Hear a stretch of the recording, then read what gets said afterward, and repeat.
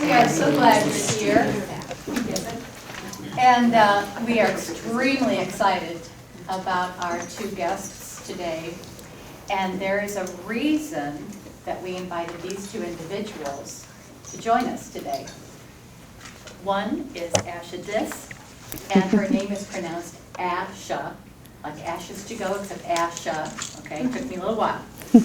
And Asha is with Project Me, which she will tell us more about. And we have Vanessa Hicks, soon to be Vanessa Ambergate. Yeah, Ambergate, yeah. Ambergate. And yeah, going back to my maiden name, so yeah. And I'm not going to tell you the reason that we invited both of them to come today, and I would like for you to maybe make some connections yourself as you're listening today. But I will share with you that we are so excited that each of these people are here today because they represent so much of what Trinity English is wanting to be doing in the community. And I will give you this little pearl of meeting people where they are and how they are.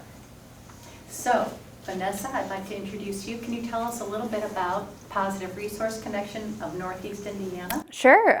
We used to be called AIDS Task Force, so that might ring some bells.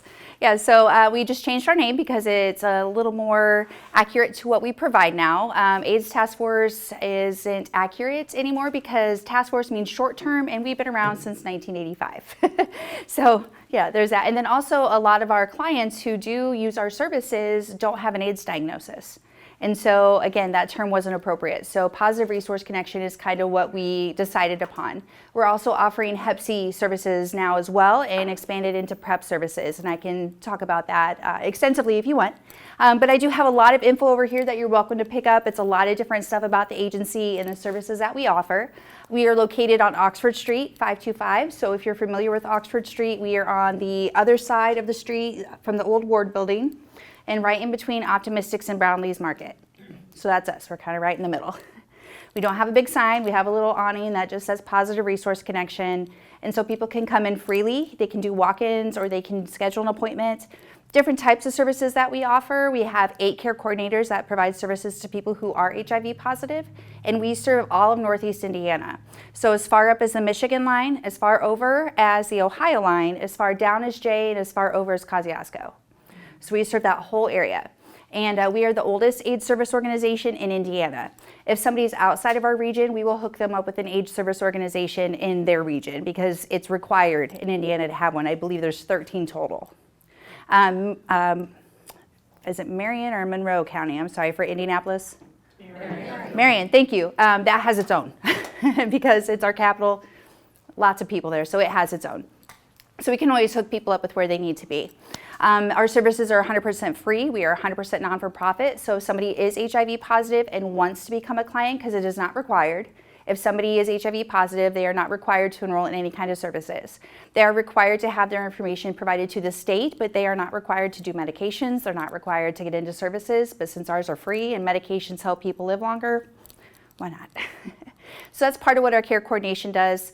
If somebody comes in and they're positive, they will meet with the care coordinator, get set up on insurance if they need to, get set up with housing, food, transportation, counseling if they need it. And we also have an HIV positive support group, meets twice a month. It is restricted to clients, and that just helps with confidentiality because somebody's HIV status is confidential even after death. So we try very hard to keep that. We have a hepatitis C coordinator, and his name is Ricky. So if somebody tests positive or reactive for hepatitis C, he does those same types of services, except for somebody who's hep C. HIV is treatable, but hep C is curable now. So he can help get people set up on those medications, 1 pill for about 3 months, and then the person is cured of hep C. If somebody's on HIV medications, they can get their viral load, the amount of HIV in their body, down to a level that's called undetectable. And if somebody is undetectable, they in no way can transfer HIV to another person. So we say U equals U. Undetectable equals untransmittable. And that's scientifically and medically been all thrown out there now. So there's definitely been research on that one. The life expectancy for somebody who is HIV positive is the same as somebody who is HIV negative, because people who are HIV positive are growing older and passing away from things that people who grow older do. And so that's kind of the nice thing, because it used to be handfuls of medications, multiple times a day, sometimes called a death sentence, and that is not the case anymore. HIV is just as treatable as any 1 pill a day regimen, and if somebody isn't very good about taking their medicines every day, there's actually an injectable couple options that is 1 shot every 2 months. So there's other options for that. We have 2 PrEP coordinators, Raul and Timothy. Timothy is bilingual in Spanish because that helps a lot as well, and can get people set up on PrEP medications. So PrEP medications is pre-exposure prophylaxis. So that's before any kind of transmission risk has happened. So let's say if I am participating in higher risk activities, but I'm HIV negative, I can take this 1 pill a day PrEP regimen for as long as I want that protection, and it keeps me HIV negative. And it's over 99% effective. It is required by Indiana law that insurance companies cover HIV medications and PrEP medications. Now what the copays are going to be, don't know. But that is something that our care coordinators can help with as well, get people patient assistance programs. We do have a Spanish-speaking care coordinator, and then we also have a Burmese translator named Paul that we work with. If we need any other language, we work with Language Link. So we try to cover all those bases. We're located on the 6 and 7 bus route, so we're also very easily accessible that way. Part of what we also do is testing, outreach, and education. So it's myself and 2 other people, and that includes my boss. So really it's 2 people and then a supervisor. And our jobs are basically to do exactly that, test, outreach, educate for our service area. So for our testing, we offer free HIV and hepatitis C testing. Testing has come a long way from when it used to be a blood draw and you waited a few weeks. That's how it was when I first got tested all those years ago. Now it can be as quick as 1 minute to 20 minutes. And that's from start to results. We offer 3 different types of HIV tests at Positive Resource Connection. We have it's what's called an Aura Quick, and we can do that orally, and not through saliva, but through actually the cells. And the tests actually look for the antibodies in the test, not the virus itself. So with that oral swab, it can be 20-minute results. We say 20 minutes, but really it's about 10 to 15. We can also do that one with a finger poke, same time amount for results though. For a Hep C test, it is a finger poke, and it's about 15-20 minutes. I can't get around the finger poke. The other type of HIV test we have is what we call an INSTI, and that is results in a minute. It's a couple drops of blood, but it's pretty quick. Then we also have something that's called a determine that we usually use if we need something for a shorter window period. If somebody exposes themselves to HIV, there's a window period in time where their body hasn't developed the resistance yet or the antibodies to show up on a test.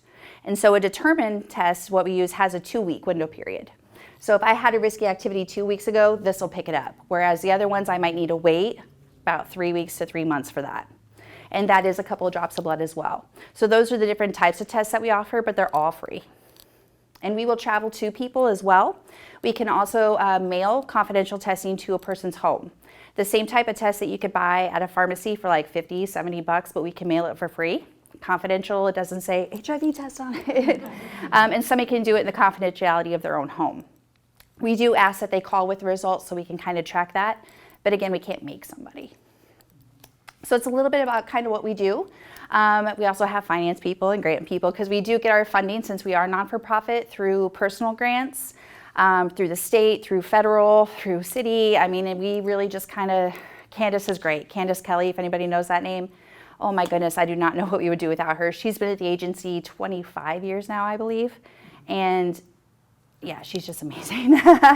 She actually was my very first supervisor when I started working at the agency all those years ago. But yeah, so that's kind of how we're funded. Right now we are doing a couple different kind of campaigns for like donations and things like that. These orange bags over here, bags of prevention. If you're interested in that, I can explain it to you afterward. Because we do outreach programs as well on Wednesdays, which is how we all kind of got hooked up with each other. So on Wednesdays, I start out basically how I do it. I start out at Trinity here and just offer my lovely cart of goodies.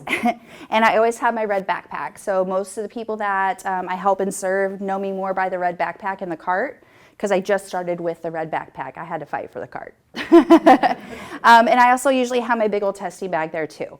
So I'm pretty bogged down, but by the time I leave, it's much lighter load because we try to give out as much as we can. I kind of get what I get. We do fund for some things, so I can get like toothbrushes, toothpaste, and things like that, feminine hygiene products. But like t-shirts and things like that are actually kind of expensive. Socks and stuff, that all adds up. So what's the things that we try to offer, I don't always have.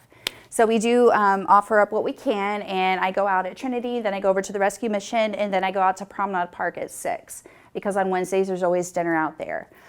Testing is always offered as well. We do our best to do confidential and, very private testing. So we will literally test behind the dumpster, on the bench, right there in the alley, Starbucks though. I mean, we'll literally test anybody wherever. The tests are pretty easy. There's, like I said, with the oral test, I don't even have to put on the gloves. If I am doing a finger poke, of course, I'm cleaning the finger, trying to make it as clean and sterile as possible. Results can be, or I should say testing can be confidential or anonymous. So anonymous, they are literally just the number on the file. Confidential is where they have the number on the file, but they also use their name and their birthday. But that information stays between us. If there is a positive result, and this is the same for hepatitis C as well, there's extra paperwork that I'm required by the state to fill out. And then that person, if they tested anonymous, would have to retest, because we do 2 tests. We want to make sure that there's not a false positive there. So we would do 2 tests. They would have to test under their name. But we explain all of that. There's paperwork. I have examples of testing folders if anybody just wanted to take a look at them. They're standard. We use them for everyone. So there's not like one we use for this person or that. It's literally just standard. If somebody doesn't have the question that's relevant to them, I just say, just tell me no, and we move on. But yeah, so it's a little bit of kind of what we do. Like I said, with the outreach and education parts, we are in the schools, churches, treatment centers, recovery homes, any place somebody will have us, we will come out and do an education. And it's free. We have different kinds. We have an abstinence plus and an abstinence only that kind of speak for themselves. A lot of schools right now are choosing the abstinence only, which is fine, because the only way to 100% reduce risk is not to put yourself at a risk. But I also know that telling people no doesn't really go over very well, especially when I'm talking to young people, because who's going to tell them anything? But I can provide the information elsewhere. So I do tell them that they can call me, they can go to our website and get that information for free. Or I kind of find a loophole and say, show me your health book and follow along on page 810. Because if it's in their health book, can you get mad at me for teaching from the book? Well, you put it there. But I'm also required to give medically and scientifically accurate information, so I try to stay up to date with statistics, even though it turns into bad math in my head. But it's a good idea. Right now, last count from 2020, there was over 12,000 people in Indiana that have HIV. And those are just the ones that we know about. Our agency serves anywhere from about 350 to 400 people in our 12 county range. But again, because it's voluntary. So yeah, so like I said, we do quite a bit.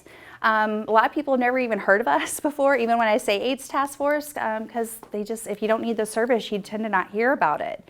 But since we offer so much more now, we're really trying to get our word out there. We're in the jails, we're in community centers. Like I said, any place people will have us and want to test, we're there. And Charity Story is my supervisor, and I have her information over there as well in case anybody wanted to schedule anything. It's free to schedule, free for us to come out. So we do health fairs, all sorts of good stuff. And if you can see, the Positive Resource Connection table is so appealing, right down to the sunglasses.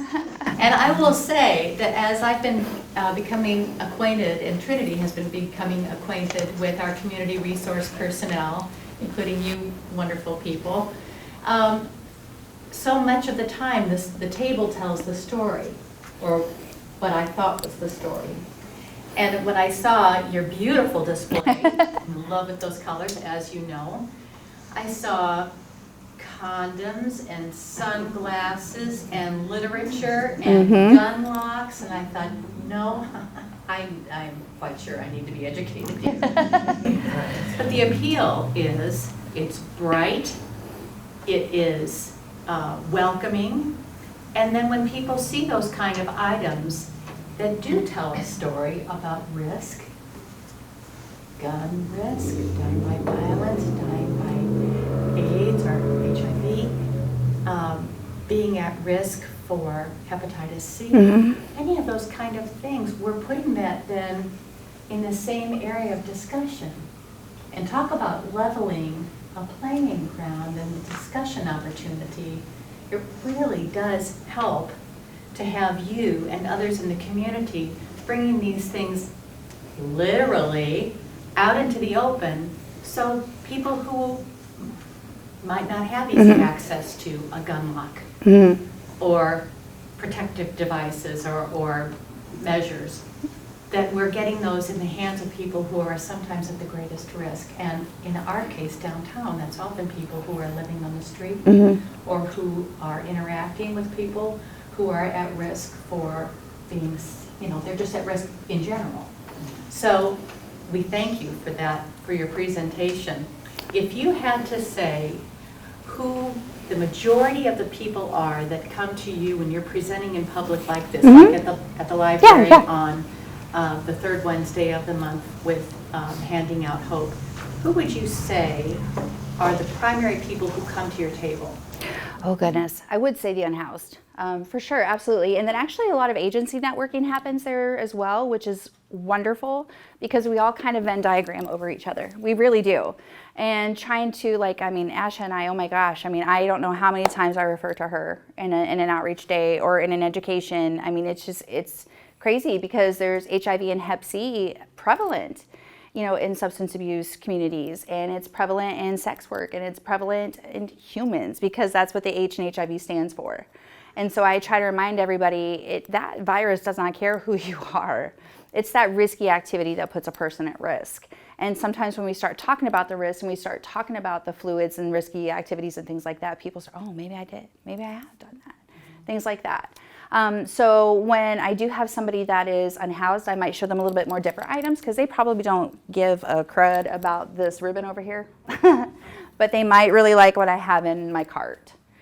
So I do try to guide them maybe a little bit, but then also too, if there is information about wanting to get tested.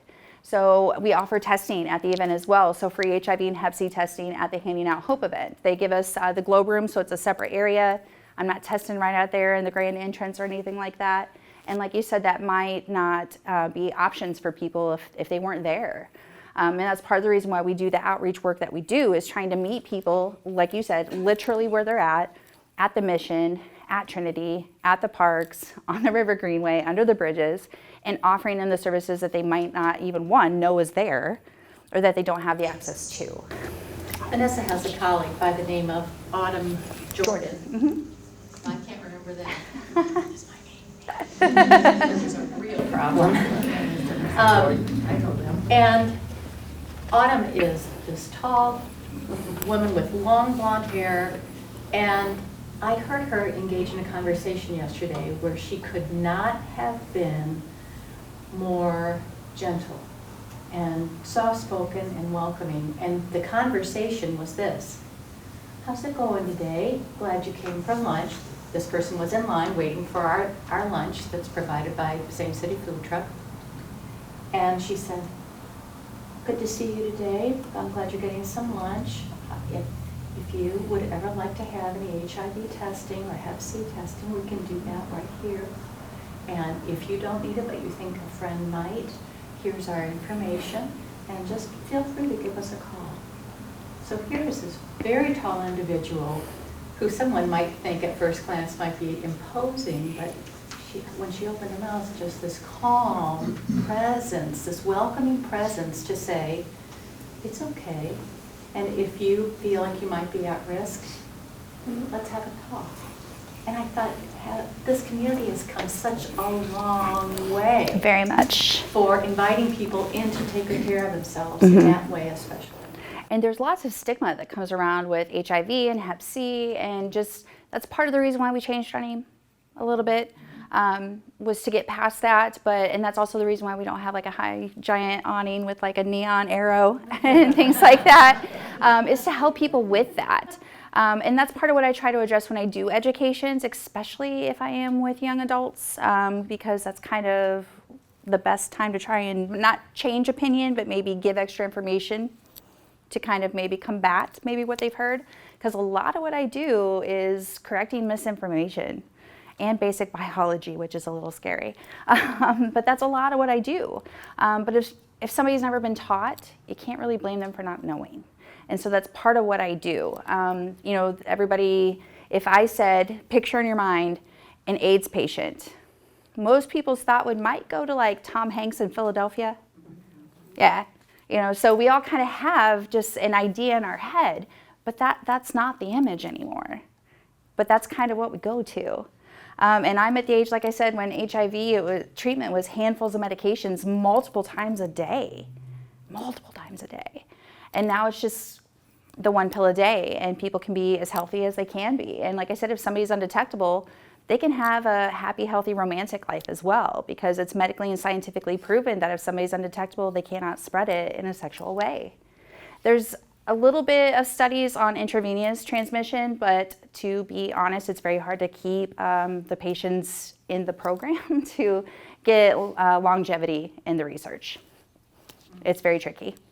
But we do refer out to a lot of different places. Like I said, I refer to ASHA quite often. I tell people about lunch and dinner here quite often. Heart program, Connect, syringe services. On Wednesdays, Elizabeth from the health department comes and does a low-cost STD clinic, basically. So it's from 1 to 5. It's a first come, first serve. $21 cash for adults, $10 for minors. You have to be 16 years of age or older to get an HIV or an STD test or a Hep C test at our agency without parental consent. We will test somebody younger, but they do have to have somebody to sign for them. And the reason why is because we try to get out of that gray area with sexual consent age. The basically end age is if somebody is 16, they can consent to be sexually active with any person older. So that's why we say 16. But sometimes that kind of scares some younger people away. So I do try to remind them of the different services that can be offered, because the state of Indiana says 13. So I try to set them up with different places that they can go. Not that we're trying to keep guardians and parents out of the lives, but we are trying to make sure that we are going through with our mission, which is to reduce HIV, STDs, hepatitis C, and stigma. And a lot of times when we can start talking with somebody, we can get them to other services that they need to, like whether it be counseling or insurance or just a shoulder. Stigma. Say that again, I'm sorry? Stigma? Did I hear you say that? What is that? For stigma? Stigma. Yeah. Stigma. That's why I have terrible hearing, especially in this ear, but yeah. When is breakfast? So I know I've been kind of up here kind of talking at you, but are there any kind of questions or anything that you want a little bit more information on? I know we're going to have kind of like a joint Q&A afterward, but just in case you wanted some explanation on anything more. You're welcome to take whatever you'd like on the table towards the end there. If you're looking for somebody specific, I can tell you exactly which card to take. That's a good thing about our agency is even though we're kind of tiny, we know exactly where to send people because we're tiny. Yeah. Vanessa, you said that, you have mentioned that the medication has come quite a way. Oh, yes. Like the 90s versus today. What about numbers? Do you have any versus the 90s? I think 90s was kind of when it was really... Yeah, late 80s, early 90s were big spikes. Where big does that spikes. kind of compare to today? Well, You unfortunately... control it better, but what are the numbers? Yeah. I think the last, because I actually just got this off, in 2020, there were about 400 new cases in Indiana, and those were just the reported. As far as 2022, I don't have anything for that. But that's also over the whole state. So that's over 92 counties. So with roughly, Florisha County, kind of. If I'm doing really bad math, I'm a social worker. We don't math and we don't spell. So. What's STIPA? We don't hear. So the numbers, unfortunately, are never going to go down, like as far as being zero, but we are trying to get to as close as no new infections. And there's actually an Indiana initiative for that. So if you're interested in that, you can just look up the Indiana initiative for zero. It's zero as possible, so it's Indiana ZIP. And in the 90s, you were seeing like what kind of new infections? Young people, for one, intravenous drug use. The category they call men who have sex with men, because there is not, gay, straight, this, that, or whatever. H is, human, but we do have categories. So that was a big risk as well, but especially people of color. That was another high risk as far as the 90s. We are seeing a kind of that same trend. And a lot of it is kind of a culture thing, making sure that we are getting cultures comfortable talking about this type of information that may not have been comfortable with it in the past. What's the numbers back in the 90s? About 400 today. I'm not real sure back on that one. It was just, A lot more than what we were expecting. Yeah, yeah. I don't have that good number, but I can tell you as far as testing wise, when we test right now, the last time that my boss did all those numbers, which again, I'm glad I don't have to, 1 in 8 of our HIV or of our hepatitis C tests are positive. So 1 in 8 hep C tests turned out to be positive. I did about 350 tests last year, HIV tests, and I had 2 positives. Great. And that was for like all of our service area. Now, I'm not the only tester. Right now, Autumn is a tester, but she just got done with training, so she hasn't quite tested yet. So it's myself, though, my supervisor, Charity. Timothy and Raul also test for their PrEP program, because if somebody is wanting to get on PrEP, they have to be negative first. So this is a pre-thing, like I said. So Timothy and Raul would do like a full-on, they do a determined test, and then they actually do testing for STDs as well. And so their tests also, I'm not sure if they had any positives. They usually have at least a couple as well. And then our hepatitis C care coordinator can sometimes do hepatitis or HIV tests if nobody else is available. I do not think he's had any positives though in the last year. Well, I have heard about this thing called Google, I think. No, it's totally fine. That is something I should probably look up as like older data and things like that. My brain was still stuck on like 2018 data when I was looking at it. I'm like, oh no, that is not correct. One thing that we can do as well that I'm sorry I forgot to mention is PEP. PEP is post-exposure. So that's for like needle sticks or sexual assault. Our agency doesn't provide that, but our PrEP coordinators can help somebody get started with that. And actually it's required that emergency rooms can provide that to somebody for free, but they actually have to ask for it specifically. So they can't just go in and have a needle stick or a sexual assault and assume that they're going to be offered it. They have to ask specifically for it, and it should be provided for free. Really? Even a sexual assault?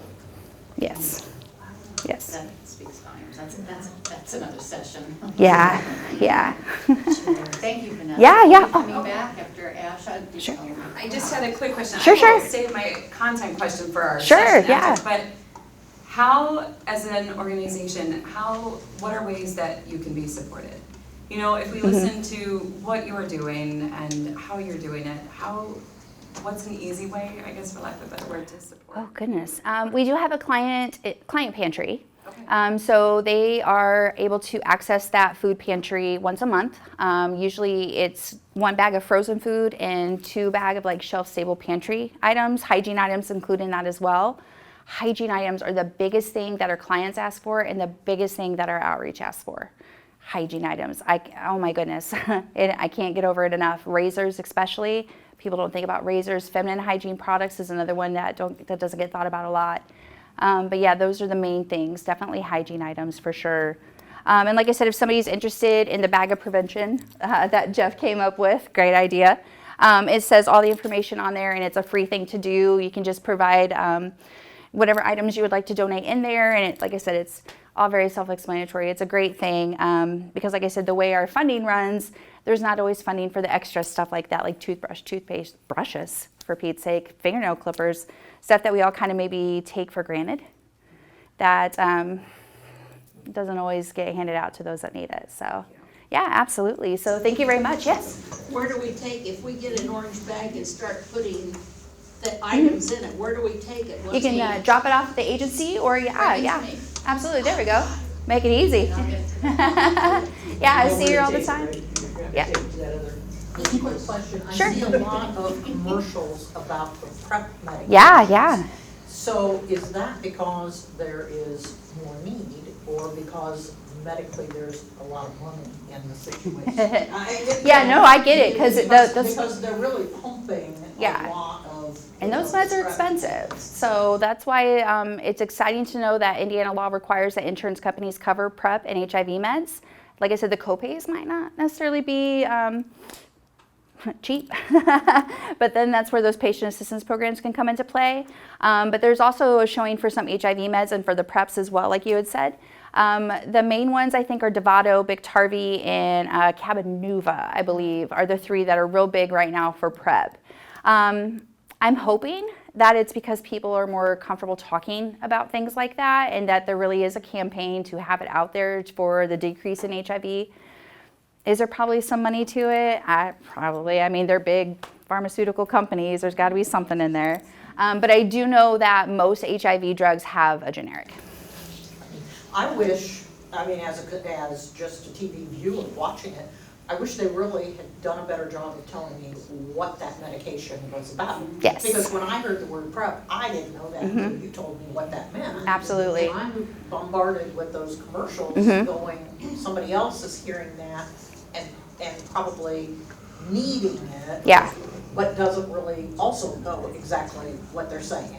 And I wish there was a bit more. Caught up in the imagery Yeah. of what's going on. Yeah, and I'm glad you brought of- up the of, imagery, you know, yeah. Whether I've got couples and who's there, Right, what are, right. are the scenarios, because they paint that picture, but they don't necessarily even say what it's about. They don't, and I wish they had a bit more diversity. I think that would help, because PrEP is literally for anyone that considers themselves at a higher risk. A general practitioner can prescribe that if they're comfortable with it, but just like any other specialist, they might pass that off to an infectious disease doctor. Health all have infectious disease doctors. But yeah, those commercials, I would like to change a few things. Absolutely. Yeah, I would on too. those. They're a little one-sided. They are very They're taking one-sided. me visually. Yep. and- One-sided and not a lot of info.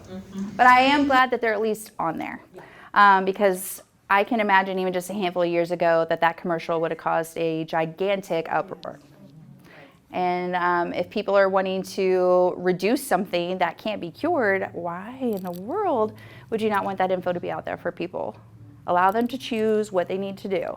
I mean, we hear all the time about organic ways to cure HIV, and I'm like, no, no, please don't. Like, elderberry syrup is not going to do that for you, you know. But again, you know, getting the information out there, and people are watching TV. I'm a huge TV watcher, love it. It's one of my biggest kind of downtime things. And you see those commercials, like you said, they stick. They stick, and we want to make sure we're getting the good info out there. Vanessa, thank you. Yeah, thank you, thank you. And speaking of I'll give you that. stigma. Here's a little pack. I'd like to introduce you to Asha Dis. And Asha and I have gotten to know each other a little bit in our outreach opportunities on Wednesdays with the Handing Out Hope program at the public library, but also our street outreach here at Trinity English. And the more I have become acquainted with Asha, the more impressed I am with how she helps to unwrap stories regarding substance use disorder, and how she welcomes people into the conversation so that she can help others realize that there are ways to feel accompanied, and also to know that if they are actively using substances or are in recovery or hoping to become a person in recovery, that there are people at Project Me to walk alongside. Tell us more, if you would. Okay. Well, thank you, Janet. And Vanessa, because I learned stuff, like I felt like I was so familiar with all of the things that you did, and I feel like I learned so much today. So I really appreciate that. Hi, Jennifer. I just saw you back there. So I'm Asha Dis, and I'm the founder and executive director of Project Me, which is an organization, a nonprofit organization that offers peer support and harm reduction services for people with substance use disorder. And kind of our whole shtick is that we help people across the entire spectrum. Our belief very much is that everybody just deserves the same type or level of support, no matter what's going on with them. If they're actively using, fine.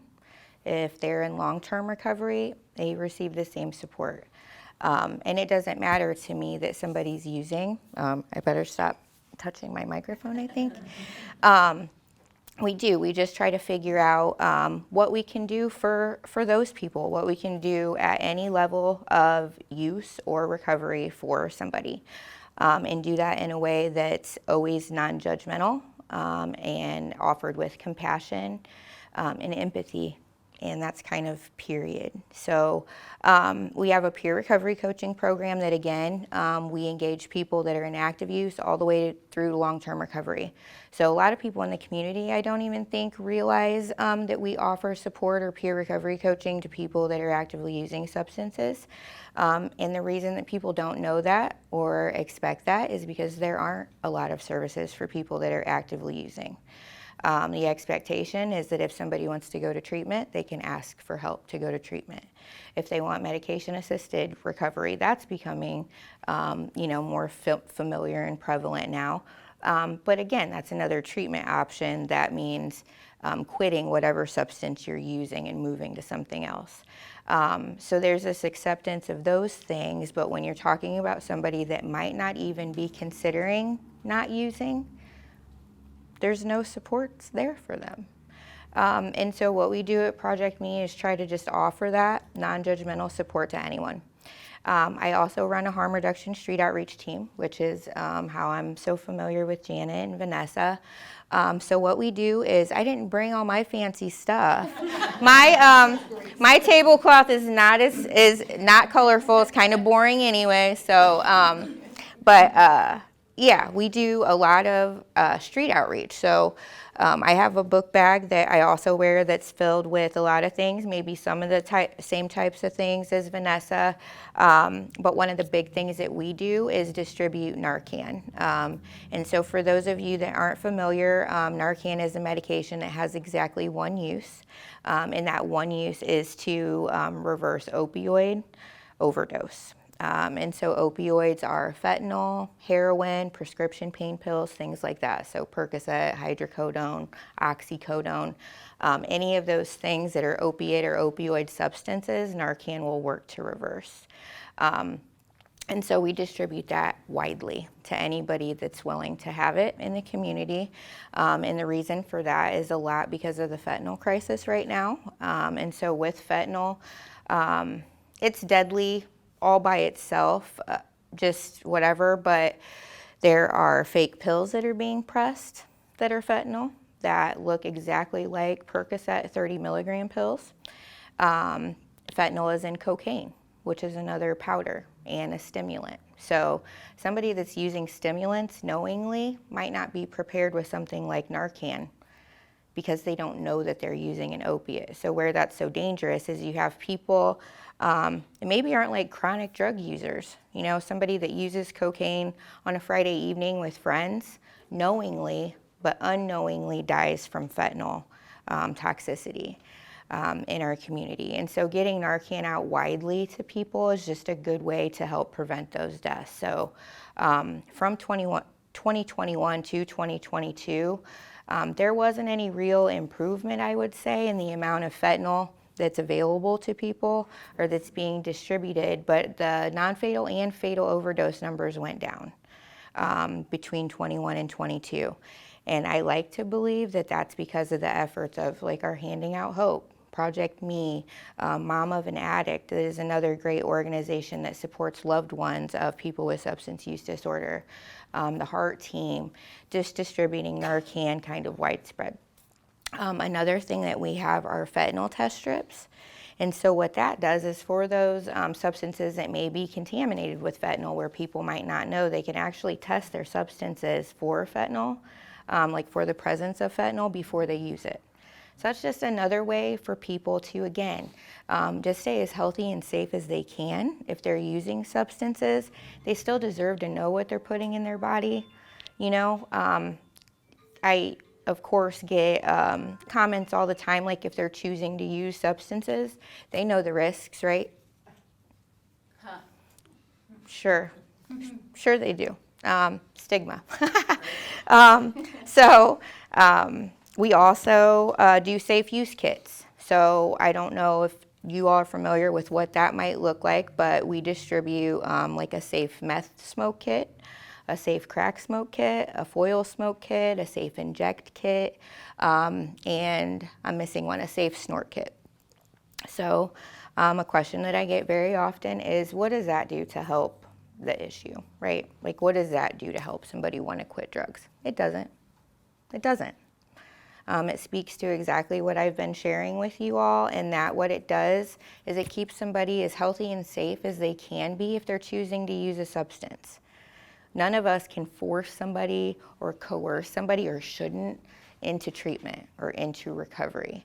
And while they're making that decision, or again, if they're not going to make that decision, what can we do for them? We just love them. We just love them, and we listen to them, and we take care of whatever needs that they have. And when somebody's actively using substances, their need is just to be kept safe and to be supported and still loved, not put down, because I'm a person that's in long-term recovery. I don't think I shared that. So I've been in recovery from opiates for 14 years, and my pathway into recovery was prison. So I went to prison nearly 15 years ago now, which is odd, but, I guess just over 14 years ago. And after that, that was like my rock bottom, if you will. You hear people say that. And I don't know that anybody needs a rock bottom for something. But for me, being like removed from my babies was a big deal for me. My kids were 6, 8, and 10 when I went away. I lost my dad while I was gone. I lost my mom 10 months after I got home. All of that was very impactful to me in my life. So when I was in prison, there aren't a lot of programs that are available to you if you have a short amount of time left. And when I got sentenced, I had 10 months left to serve, and you had to have like 18 months left to even like sign up for a class to take or something while you're incarcerated. And so what I did was just made goals. I had a notebook, and I just wrote down things I wanted to do. What are you going to do different? What do you need to feel whole, so that you don't want to use substances when you go home? And so that was college for me. But even though I came home and I was taking these positive steps, like doing the right things, not using substances, getting reunified with my family and my kids, and just doing the things, I would still get this pushback from people. You know, I had 4 felonies when I came home. And so I'm sure you all have heard, you know, if you have felonies, you're not going to get a job. How are you ever going to get a job? And I just thought, I think a superpower that I've always had is that I'm just a self-assured person. And I've always kind of been that way. So what I mean by that is if I have a challenge, instead of it making me run, I go towards it.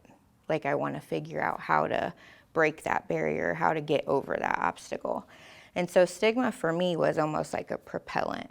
Like somebody would say, you're not going to be able to do that thing. And I'd go, I bet I can. But through that, just through that in my own recovery journey, it became apparent to me that, you know, somebody else may hear things that I heard, stigma, like, why would you go to college? You're going to waste all that money to go to college? You're never going to get a job. Oh, that's awful to tell somebody. That's horrible. And so it just became apparent to me that I needed to be a voice in some way to let people know you can have a history, you can have felonies, you can have a history of substance use, and you can go on to live a full and productive life. And don't let anybody tell you different. And so that's kind of where that came from. In college, I also learned about Maslow's hierarchy, which if you all don't know, it's just very simple psychology, which just states it's a pyramid, and at the very bottom are basic needs, and at the very top is self-actualization. We can't get up here to self-actualization without all of these other things. And at the very bottom, that foundation of basic needs, housing, having clothes and food, being able to clean or breathe clean air, just whatever, all of those things, like we have to focus on that first with folks. We have to. Because there isn't any recovery or rebuilding relationships if somebody doesn't know where they're going to sleep or when they're going to eat next. And we can't expect that of people either. I think what we need to do, and me and Janet talked about this, and I think what Project Me has been good at is creating safe spaces for people wherever they're at. and just listening, just hearing somebody say what they need and not ever coming in with my own agenda and saying, well, I think this would be good for you. Or, well, what about that thing though? You know, I think it's good to make suggestions or come alongside somebody as a guide, but we have to let somebody be like autonomous and make their own decisions, because that is when like recovery can be sustained.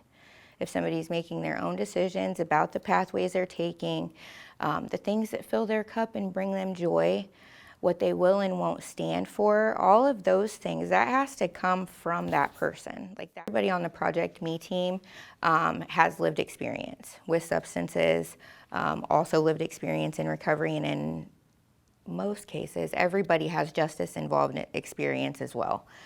So it's just relatable, and I think it just almost levels the playing field. So like when I'm talking with somebody, there isn't any hierarchy. Like I'm no better than anybody. I'm like, you're my people and we're just talking. And I think that is the power of it. Like we're just peers, and that's why it's called a peer recovery coach. Like I am just meeting you where you're at and helping you however I see fit, because I kind of know what this feels like. Like I kind of know what it's like to, you know, I can never know exactly what your experience is, but I do know what it's like to be impacted by substances. I do know what it is like to be impacted by mental health and to be justice involved and have felonies. So where all of us have unique experiences, I think just having those like commonalities can be, you know, like very often, when like women return home from incarceration, like you don't know how negatively impactful it is to not have your babies. Like you don't just get to come home from prison, a lot of us anyways, and just have your babies back. You have to fight, you know, while you're trying to get a job and get your driver's license back, and all of these things, you're doing it and you don't even feel like a whole person because your identity as a mother has been stripped away. Just, you know, your relationships are all impacted because, you know, you were away, and that's just like human nature. Maybe I had a lot of good support, but there was still strain in my family. You know, everybody was just kind of wondering, is this it? Or are we going to go through this again in a few months, you know? Or I had 2 non-fatal overdoses before I went to prison. Is that going to happen with her? So I'm sure there was a lot of like, just like my family holding their breath, like, and my mom, as I mentioned, my mom was dying from cancer when I got home. So just, it's a lot, but going to the grocery store is hard. Like when you get home from prison, you haven't made any decisions for a long time, not that many decisions. And so when you go to the store and you have to make 70 different decisions about things and what to grab, and you're around people and it's bright, it's too much. But you don't know that unless you've been through that. And so I can come along somebody and say, I understand what's causing you to not want to go to the store right now. Would it help you if I went with you? Like, can I help you order some things online if that's not good? Like if going to the store with somebody isn't enough of support. So just, I think that's the value. That was a really long answer, but. Oh, it's a good answer. And more and more, aren't we learning that it is so critical to be a person who's willing to walk alongside another. And that's why Rebecca and I feel so strongly about the name of this series, Side-by-Side Discussions, because there are very few journeys in life when we don't need someone walking alongside of us. And so often our life experiences better equip us to be more available to that next person. And we don't even know it until it happens. But God equips us, I think, in so many ways. I want to make sure I pay attention to our time.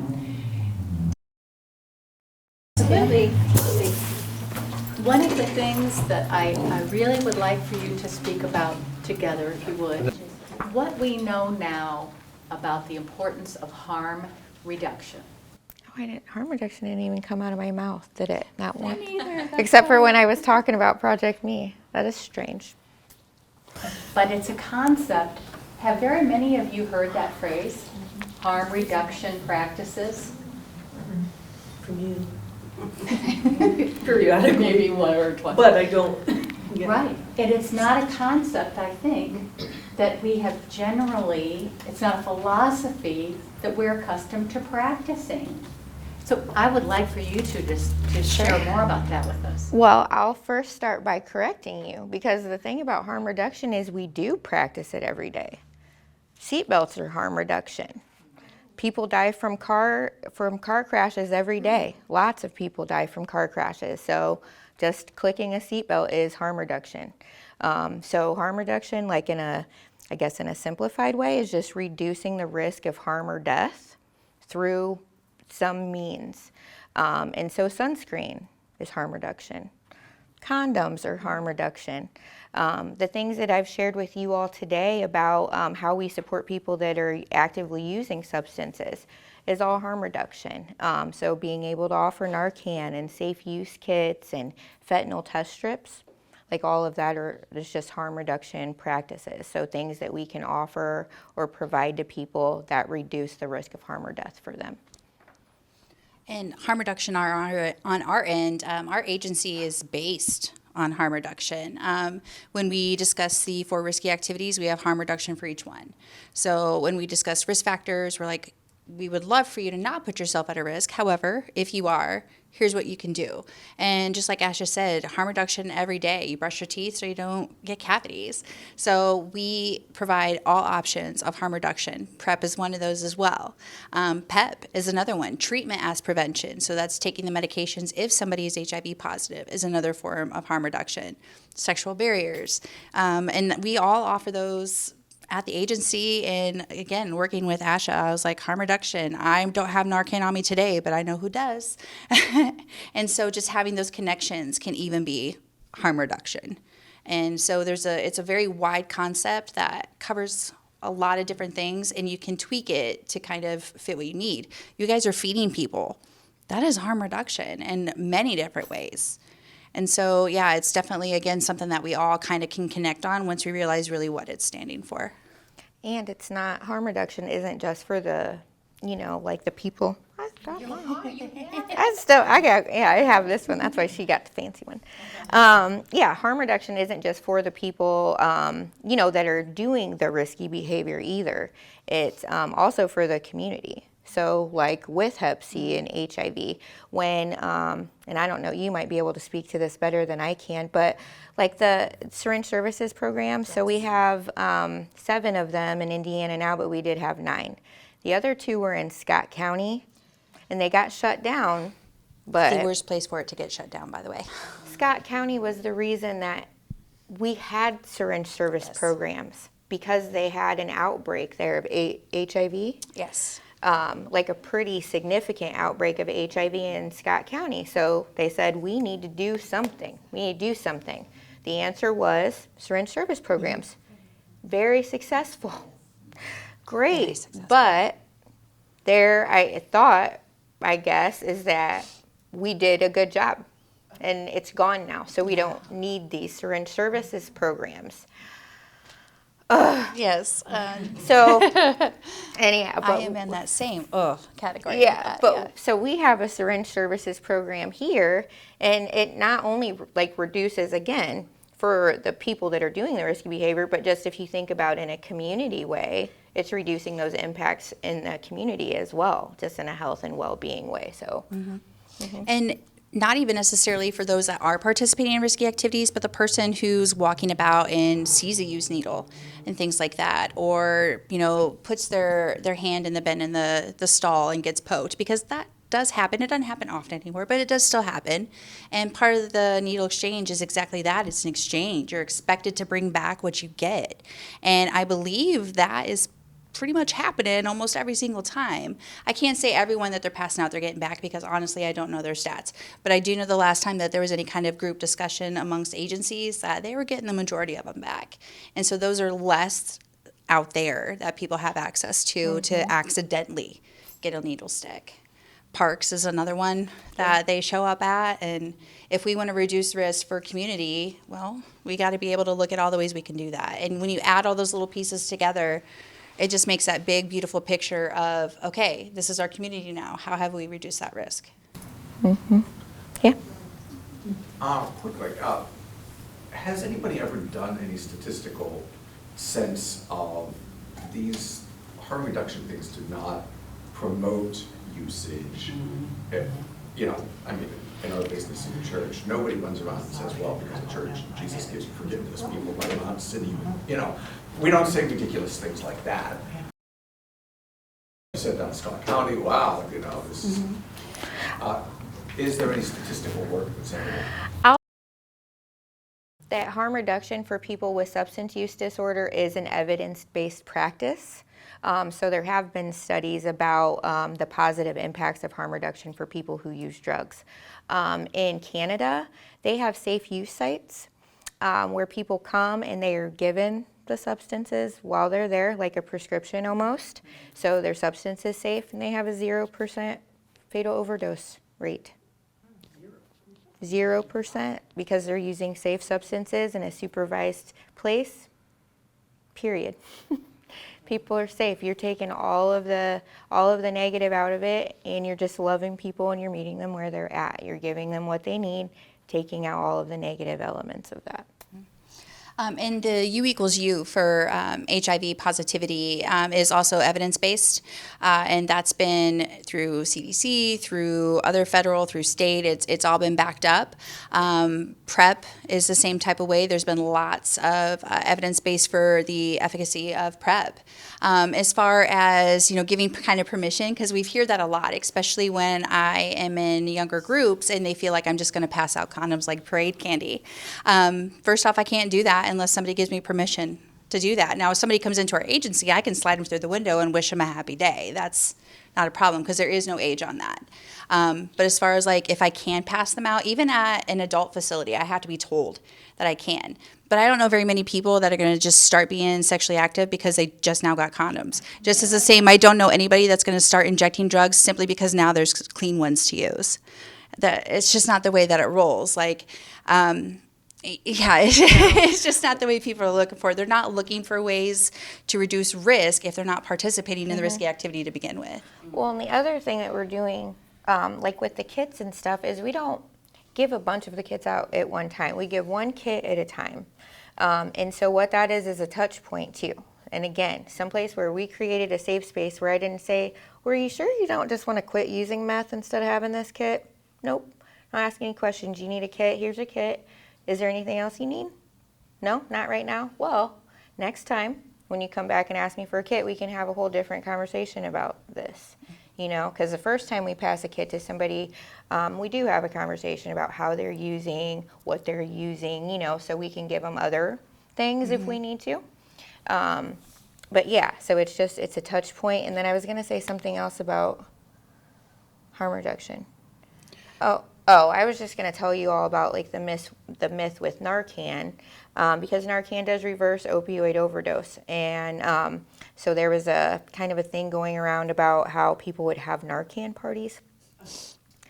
So basically like people would get high enough to have an overdose and then get Narcan and then use, you know. What Narcan does is it sends somebody into precipitated withdrawal. So every withdrawal symptom that you can feel happens at the same time. As soon as the Narcan knocks that opioid off the receptor, it does not feel good. It's not pleasant, and there wouldn't be a lot of like positive partying activity happening because you're going to feel really, really sick. And you wouldn't be able to use for a while anyways because you're not going to feel it. I mean, if that Narcan is sitting on your receptor, you know. So that was just a piece that I wanted to share with you all because that's something I hear all the time. But don't they just Narcan themselves? Can I ask just for a little more explanation of Narcan? I act like I know what it is, and I sure about when is the indication there that we should try to use that for somebody, and what to I didn't, expect. but I'll bring some. And what to expect after it's been administered, anything like that, just. Yeah. I'll pass my purse dose around. And this one is open, so you all can, Available to us in our Safe Care. and each of them have an infographic in there too, but you all feel free to. Can I add on to Rebecca's question too at the end, is who should have Narcan? Everyone. So as someone who works with youth, or someone who is in a whatever, I should have this. Yes. Sorry, we're both that we're like, Yeah. everybody, yes.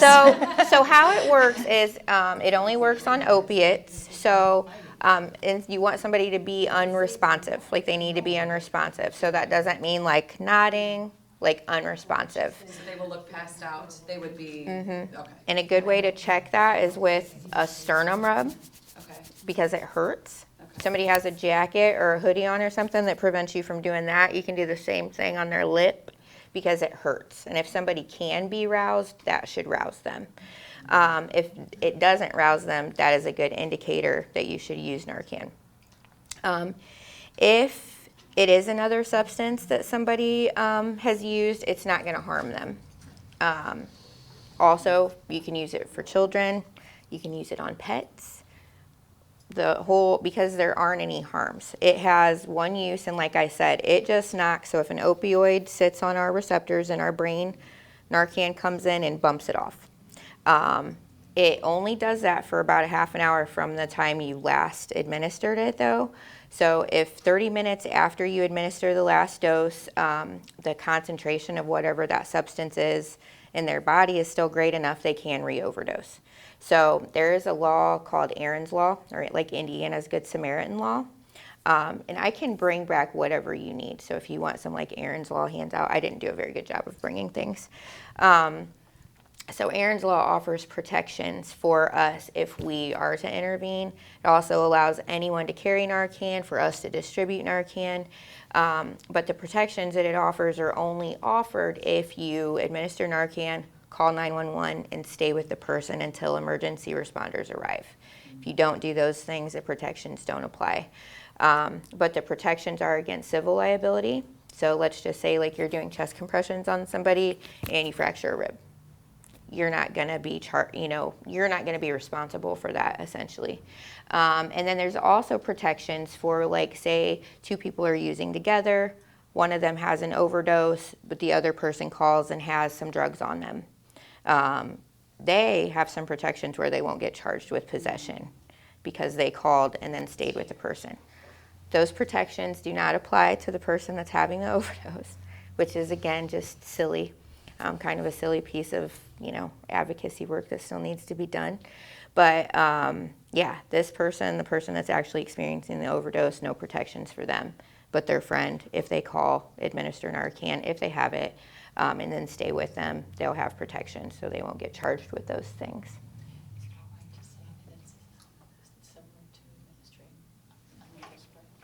Yeah, it's that easy, yeah. It is, it's a nasal cannula, so you just put that piece in the nostril, and thank you. And then you hit that red plunger that's on the bottom, and that delivers the whole dose. You can do it in either nostril. The guidance right now is that you wait 3 to 4 minutes in between each dose, and if they don't respond, then you would administer a second dose in the opposite nostril, and you can repeat that.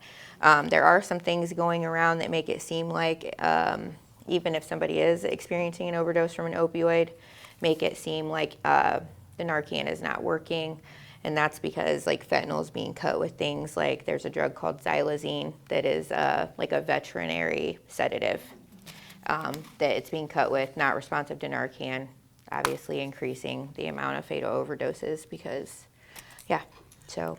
What's the point in doing that? If I'm a drug dealer that's doing this, what's the point in adding fentanyl or this veterinarian stuff?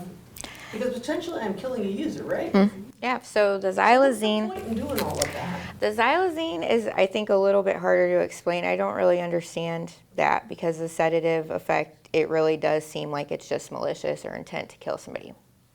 If you can think about how substances work though, so like with fentanyl being cut into cocaine. So cocaine's a stimulant, so way up here. But sometimes you can have an adverse effect where you get like jittery and almost too overstimulated. Well, then you have an opiate that's got some adverse effects down here because it's a depressant. So it can cause you to nod or be very sleepy and present that way. If you take them both together, you're cutting a lot of those adverse effects and you have all of the euphoria in the middle. Another piece of that is addiction. So people will very much hear about an overdose, and to them, that's not like maybe a little bit scary, but if you're in active addiction, that could sound like that's good stuff. Let's try it. That's pretty potent stuff. I should probably maybe check that out. So, question. So, let's say I have a situation and a person's unconscious. I administer Narcan. What might happen from there? So let's say the Narcan has its positive use. What might I expect from the person who is now reacting it and having a positive, the intended reaction? What might that reaction be? I'm assuming if it's not effective the first time and you go to the other nostril, you're doing that because that person is still unconscious. Is that right? yes. So what might I experience when that person, are they coming to? Yeah. How might they react? Do they know what's going on? No. So if you can think, the last thing that they knew, we all experienced them, like whoever's there experienced that overdose, like that situation. The last thing they remembered, they were probably feeling good. They were under the influence of whatever substance that they took. And so they're going to be disoriented. I mean, probably a little bit like what is going on, right? There's might be people around them, maybe emergency responders and police. That can be kind of scary, especially if you have drugs on you. So just disorientation. Some people do vomit. With fentanyl, people foam at the mouth, which is kind of a unique thing. But I've heard people say that fentanyl makes people more combative. I don't know how true that is. I haven't heard of many people like coming up swinging or anything like that. In my Narcan training, I show a video of somebody having the whole entire thing so that you can have an experience what that looks like before you actually see it in real life. And that guy he sits up. I mean, like, she's doing chest compressions, and she says, "Come on, buddy," and he sits up and is very, just very confused looking. I think he might, spit or something, and I think everybody's probably different. Like, you can probably see all kinds of different, things go on after somebody. So at that point, you've already called 911, and they're on the way. This person may come to. You need to be prepared, almost as if they had had a seizure, if they might be vomiting or spitting. Yeah. So if they will, you'd want to put them in a recovery pose, on their side. That way, if they do vomit or something, it doesn't choke them and cause death or negative impacts that way. And they may not know what's going on, so you're going to be reassuring and just just using whatever comes to you to be reassuring and supportive. Yes, very much so. I was going to say, my son-in-law is a fireman, and he does not like to go on overdose calls, because he said most of the time they come out fighting. Yeah. See, I don't. Yeah. I wanted to touch. Oh, sorry. I wanted to touch back on something with the harm reduction. Harm reduction creates rapport, and rapport gets people into services. And so that's another thing that really helps with that harm reduction is if people know that you are straight up coming to assist them and not tell them. Then they're more likely to come back to you when they are ready. And so that's one thing that I tell people all the time. We have interns in the office, and one of the things that they are kind of required to ask is what kind of, social work kind of advice would you give? And I'm always like rapport, because that'll get you much quicker to places that you need to get than anything else. And I hear that too in your touch point, right? That that's a chance for people to build trust and to say, there it is. I'm safe here. Yeah. Harm reduction builds Trust. Trust. Yeah, it does. And that is so key, because I have been with Asha when on a Wednesday She interacted with somebody on the street that was receiving our lunch and had an exchange. You presented something to the individual. I don't know on that day what it was. And I have seen the following week where Asha would have another conversation with not just that individual, but another. And usually you're able to identify to say, it's good to see you again, and how is your week going, or something else that you might say to kind of say, I care about you as a human being, similar to the conversations that we can have at community dinner and on Wednesdays. It's good to see you again. Pastor Erdis and I were talking just yesterday about the importance of so many of our volunteers being able to refer to our neighbors by name. That builds trust. And it's so important. It means that we are fully invested in your well-being. We truly do care about you. And that's what this is about. And I just want to affirm both of you in your respective positions for being those voices and people who present a loving interaction with our neighbors and our community at large to try to help keep our neighbors stay safe, because it really does. You matter to us, and our neighbors do too. Aisha, I appreciate you sharing your story. Thank you. Because one of the things that brought to mind to me, because when you mentioned what your personality is, that you put a challenge in front of you and typically you'll go for it. I wouldn't have thought that personality would have, succumbed to maybe a substance abuse. But then when you shared that you went through a trauma and that's what started it, that made me think about that a little differently, that it doesn't necessarily matter the personality, that a trauma or something can trigger something like that. So I appreciate you sharing that story to kind of open my mind a little bit to different situations that could cause something to start a situation. Well, and that's the thing. We all have our strengths, and that's what we need to be focused on. Mine is being self-assured, and I'm a resourceful person. And so, those are my strengths, but that's also how we have to approach people, very just person-centered. What are the positives, or what are the things that you have going for it? And then we just build on those things. I don't know. It seems very simple to me, but I also I just love people, and I feel like I just try to treat people how I want to be treated, and that's to be included and just to be heard and seen. And I just don't think it's that hard for us to do as humans, to just be that for other people. Yeah. Isn't that an interesting parallel to what we heard last week in the human trafficking conversation? How trauma can affect what happens next. And that message that we heard last week was, leave your judgment at the door. That's the philosophy that we have with this series. And instead, let's think about the whole person. And how can we accompany that person? I didn't mean to interrupt. I just had a quick question for Asha, because we asked Vanessa where she's located and how we can support her. Same for you.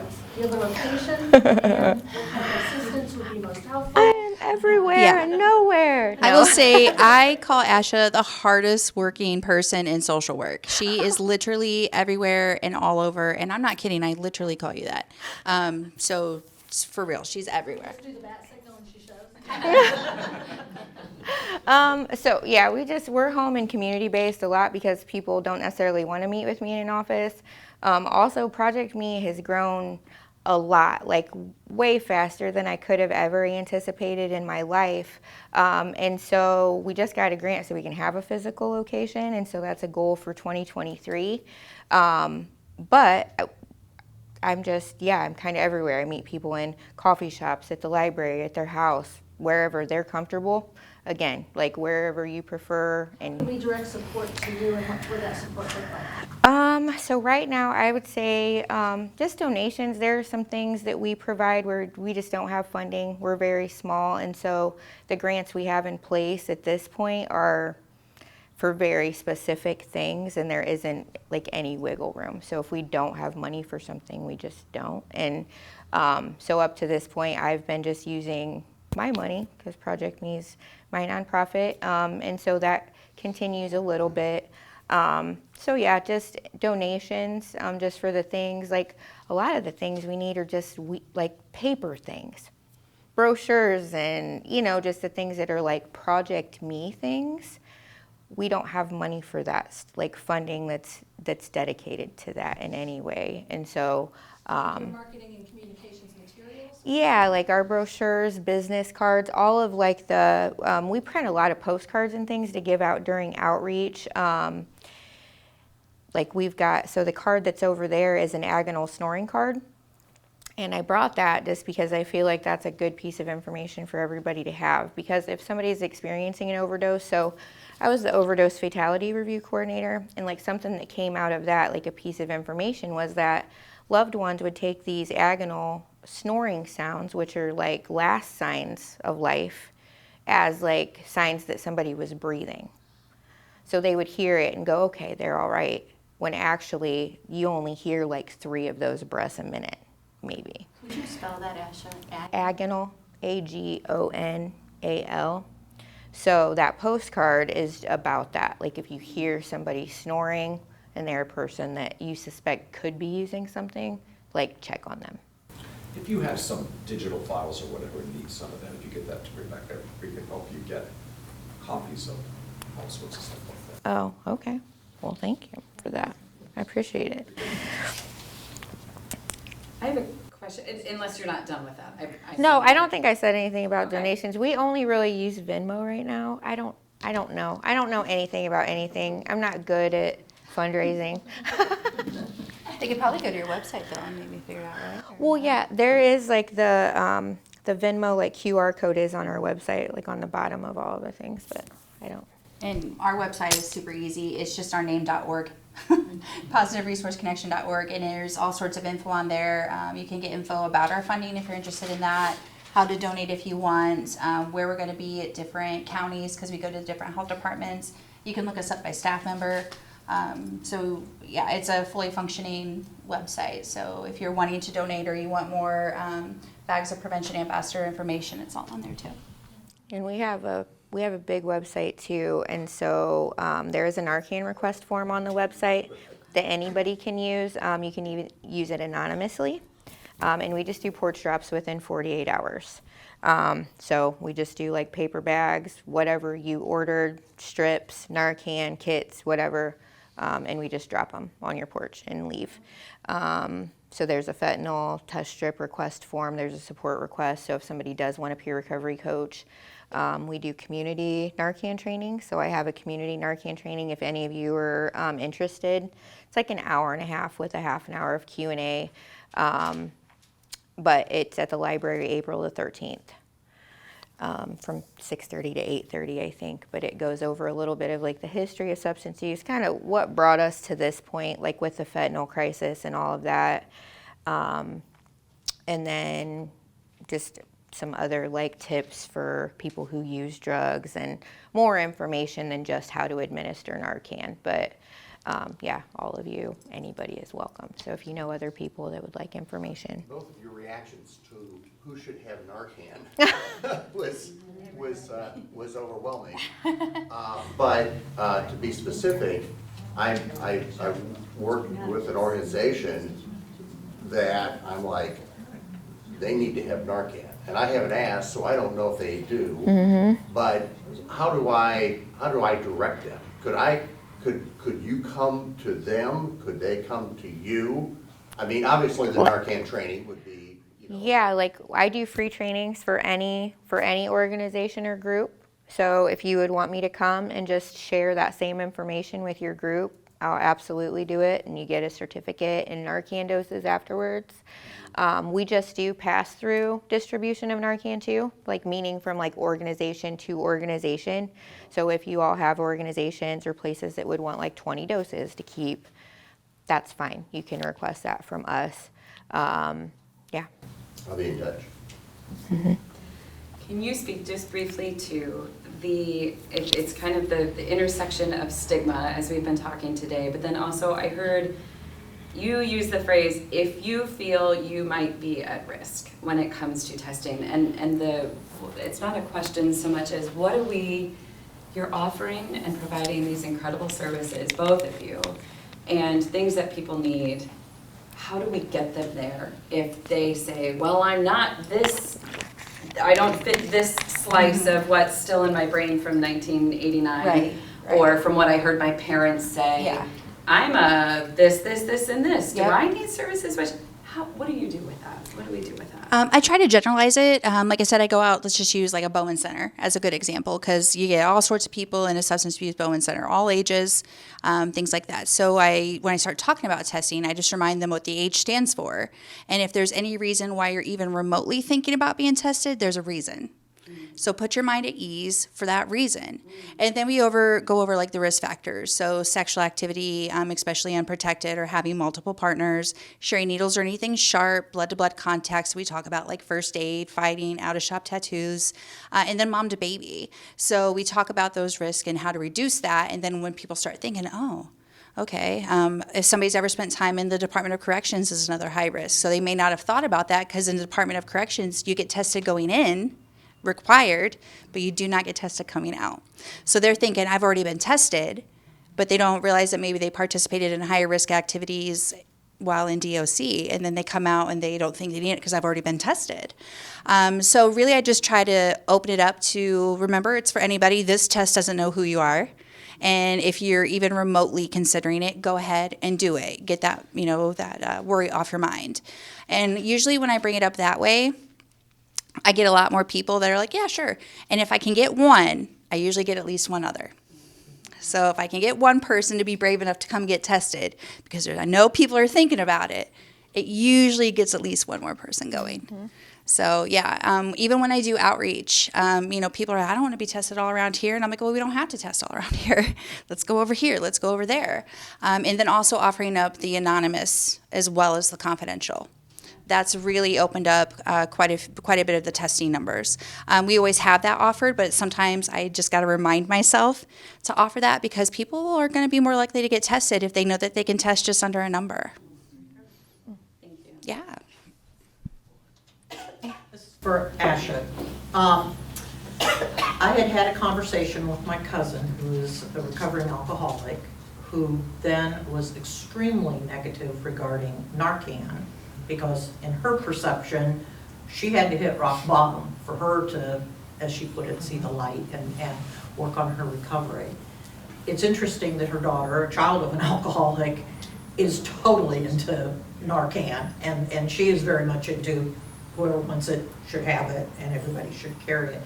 How do I respond in a situation like that, where, because it isn't just my cousin, there are a whole lot of people, there are churches, there are politicians, there are people who are going to say people have to hit rock bottom, whether it's in regards to drug usage, whether it's risky behavior in their perception that says you got what you got.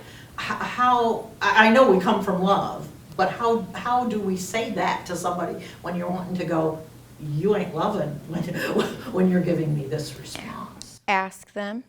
Ask them, if you don't agree with Narcan, what is it that you think we should be doing that's loving to people to support them?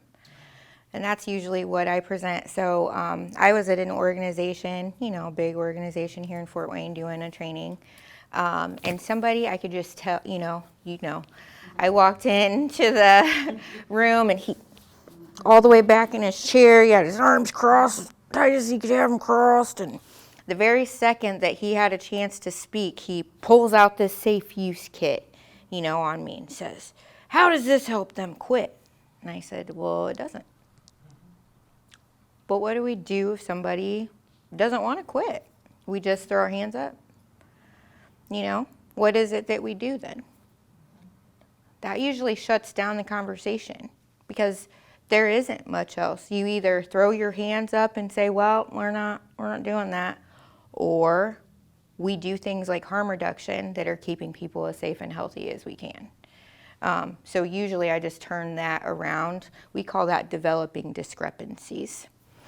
Like- all we could do. Yeah, and all I could do in that setting was to do the, we're not in agreement on this. And we heard it, I mean, we were playing cards and it was very cordial.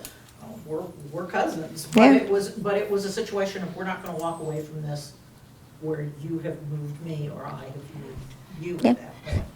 Ash is a little bit more diplomatic than I am. I come across a lot of this as well, with a different type of stigma. And I like to point out and ask the person why they feel like somebody has to suffer before they need help. It's not a very humane thing to do. I'm a firm believer and we are in part of something bigger than ourselves. And if somebody doesn't believe that, okay, fine. We don't have to agree on that one, but I'm hoping that most people would agree that we don't want people to suffer. I would hope that that's the majority of the case. I'd like to think so. I'm working on negative thinking, so I'd like to think people are positive. But why do people have to be suffering in order to be eligible for help? Why do they have to hit a rock bottom before they can get help? That's why. That just never made sense to me. And like Ashley said, she loves people. I love people. I joke that I majored in people. And like I said, that rapport is huge. And if you walk in with that attitude of just like, nope, I can't help you until you're really at your worst, that makes people feel so low, so low. And how is that helpful? It also says we're willing to let you die. Right. Yeah, exactly. Yes, exactly. And I offer, when I offer up, the information for Asha, I hear that a lot too. And I was like, you know what? Like she had mentioned, somebody may be using a stimulant and not even know that they have a depressant in there. Well, okay, so they were using, is that their fault? They weren't expecting that. Like, things happen all the time. Or if I got the Narcan one time, maybe that was enough for me to get the help. Maybe the 10th time is actually the time for somebody else. Maybe a third time, but they can't get better if they're not alive to get better. And that's the only time that recovery isn't possible, is if somebody's Yes, dead. absolutely. Too many of us wait till that point anyway. So we're just, yeah. It's just like when people say, I suffered, so you should have to suffer. Like, And I think that's where she's coming from. Exactly. And it hurts my heart because any place else in her life, that's not where she's coming from. I was just shocked to have that come out of her mouth. And I think that it was from her background that she was kind of doing that. Trauma and her pain needed to be shared. And I don't think she saw that bigger picture. But I knew I wasn't the only one who was getting that kind of a feedback, that you have to, and that's that part of how you help that helper community. Because you've got whole helper groups that want to say, I'm good people, but they've also got that stigma attached to say, but I can't because this is the decision or the behavior that you're doing, and so therefore I'm going to hold it back or I'm going to do it, but I'm not going to do it with the full heart. Yeah. That's In the non-cold months, so I mentioned what we do, street outreach, but so Project Mead goes out and does like street outreach about 10 hours a week, I'd say. So before it got cold this year, and like for the whole year before that, we were just going into neighborhoods. We would go into the neighborhoods typically that had like the highest documented rates of overdose, and just walk the streets and talk to anybody. So not just people that we suspected, but anybody that would talk to us.